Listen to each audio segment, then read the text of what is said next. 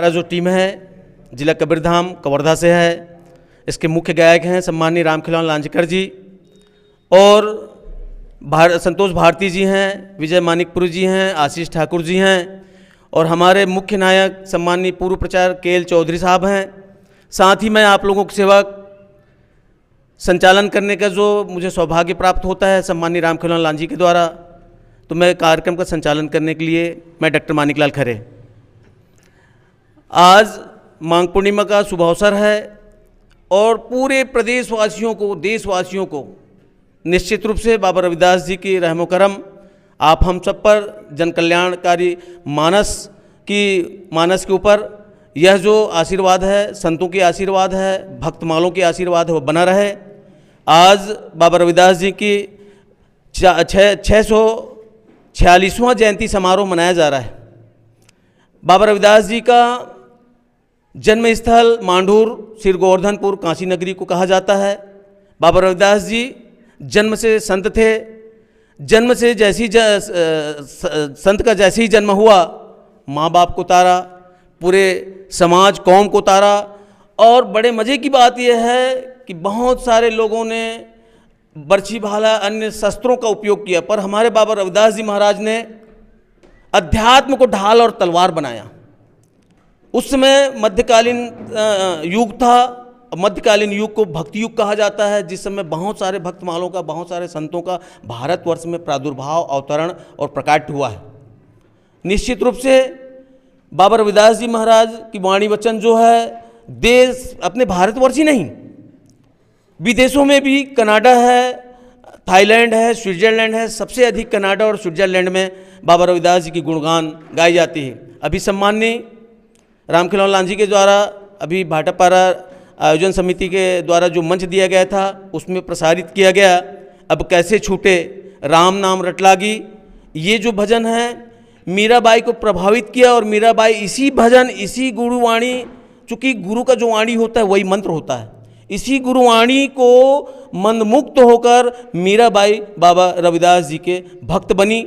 और निश्चित रूप से आज यह जो मीराबाई की रचना है, प्रभु जी तुम चंदन हम पानी, जाकी ज्योत बास अंग अंग समानी, ये जो चरितार्थ है, कृतार्थ है, वो अकाट्य है। जब तक सूरज चांद रहेगा तब तक इन रचनाओं की उल्लेख होती रहेगी, रामखिलावन लांजी के स्वर में हो, चाहे देश विदेश के गायकों के स्वर में हो। भाटापारा पावन नगरी, धर्म नगरी, यहाँ पर आप पहुँच के अपने आप को कैसे महसूस करें? ये बड़ी सौभाग्य की बात है कि आप लोगों ने हम जैसे अदना सा तिनका को जो मंच दिया, भाटापारा नगरी। निश्चित रूप से इसकी इतिहास अगर जाने तो मेरे ख्याल से भाटापारी नगरी धर्म की नगरी मानी गई है।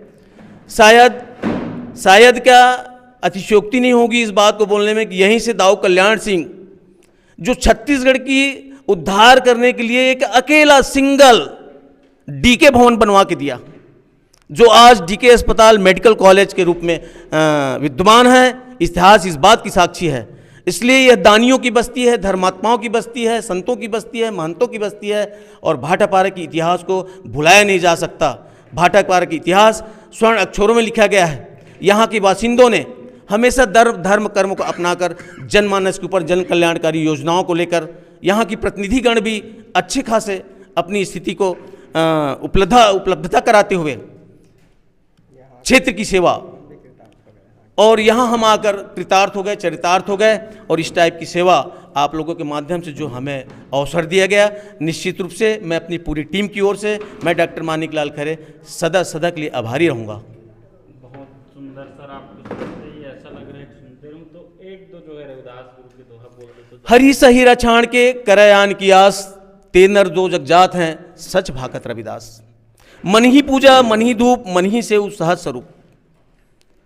इस प्रकार साधु भूखा भाव का, धन का भूखा ना है, जो साधु धन हेत पी रहे वो साधु सना है।